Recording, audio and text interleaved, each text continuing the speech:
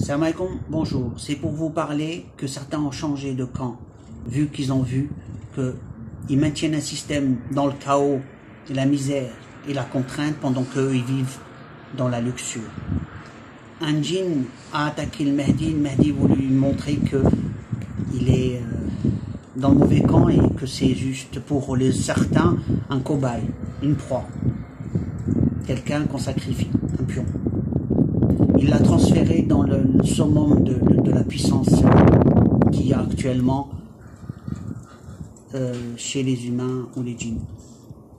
Il a vu, quand il l'a transféré là-bas, par téléportation plus précisément, il s'est trouvé dans un endroit où le djinn a hurlé en disant « Descends-moi, descends-moi, descends-moi ». Il avait peur pour sa vie par rapport à ce qu'il a vu. Il a vu la luxure.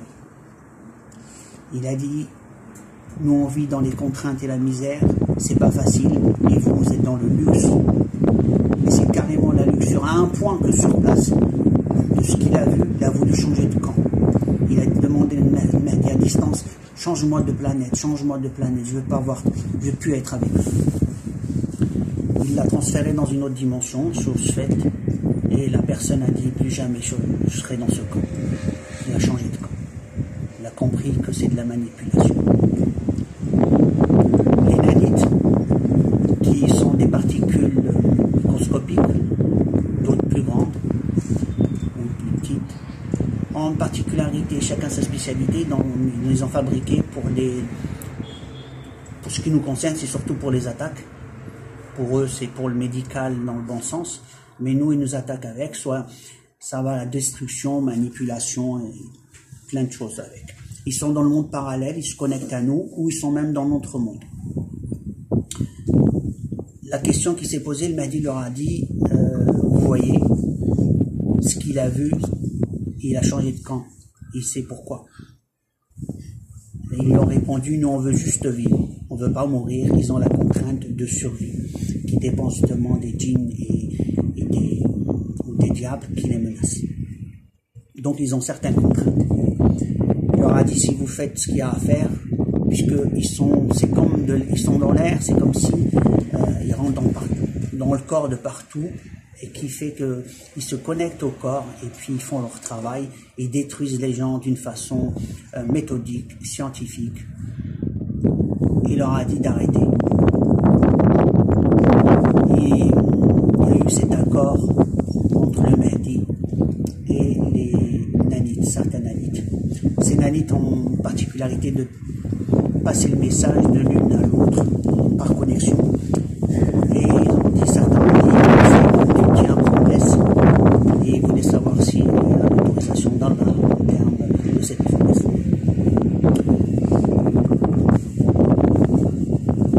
Une chose qui a eu une réponse après de la part d'Allah sur cet accord. Il était un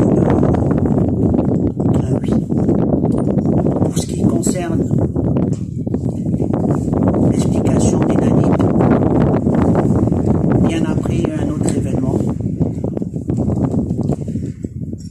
pour comprendre qui contrôle qui.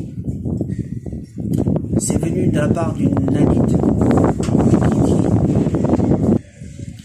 qui dit au Mahdi, car il a commencé en lui posant des questions, il a dit, dis-moi ce que tu sais au sujet des gens qui tiennent le monde en termes de contrôle. Il a dit, en parlant même des djinns, il a dit c'est des humains qui ont fabriqué des nanites qui contrôlent les humains et les djinns. Donc c'est les humains qui contrôlent même des djinns. Et ça, actuellement, donc ces humains, ils sont cachés quelque part. Et une fois que les djinns ont su ça, maintenant ils sont à la recherche, ils ont attrapé quelques-uns. Et le problème, au lieu de s'arranger, ils ont voulu prendre leur place, en fait. C'est un cycle. Ceux qui ont la puissance, ils aiment la puissance et ils voudraient avoir plus de puissance. Au lieu de servir les autres, ils se servent. Le problème, il est là.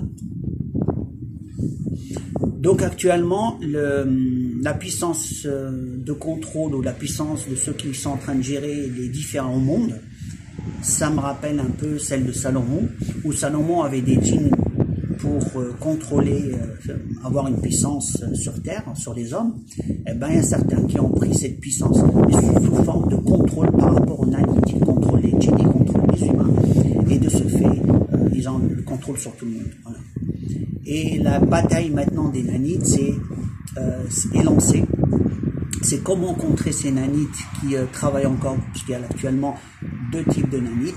La nanite qui défend la cause actuellement, celle des gens du bien, et ceux qui, justement, c'est des nanites, on va dire, diables. Elles ont carrément la capacité de manipuler des humains, des djinns, n'importe qui. C'est comme un virus qu'on a dans un programme, il rentre dans la tête, il se met à travailler de la même façon qu'un diable rentre dans le corps. Sauf que lui, il t'attaque de l'intérieur, il est méthodique. Même quand il te parle, tu penses que c'est toi qui parles. Donc voilà, l'idée que je voulais vous dire, c'était la puissance actuelle où le combat est mené, c'est dans le monde parallèle, dans les mondes. Le Mahdi, à partir de ce mois, a eu une puissance de la part d'Allah, une manifestation claire pour justement changer la donne, et ça a commencé par certaines batailles. Une des batailles, c'est celle des nanites, qui est énorme et qui est le pilier, leur pilier de puissance. Et justement, actuellement, les deux camps sont en train de se battre au sein des djinns. Et le Mahdi a forcé la main à certains, puisqu'ils se faisaient attaquer, à choisir leur camp ou d'arrêter d'attaquer, parce qu'il fabrique ses nanites, il les envoie.